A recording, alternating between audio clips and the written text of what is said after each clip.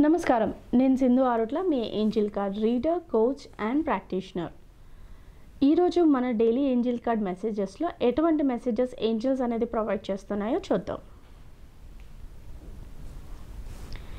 ఈరోజు మనకు వచ్చిన కార్డ్ వచ్చేసి కంపోజర్ అండి.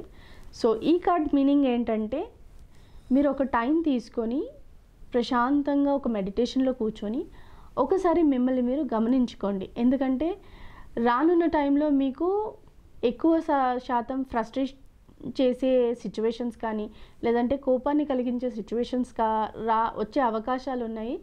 సో అటువంటి టైంలో కూడా మీ ఒరిజినాలిటీ ఆఫ్ లవ్, జాయ్ స్టేట్ని దాటకుండా ఉండడానికి ఏంజల్స్ చెప్తున్నాయి.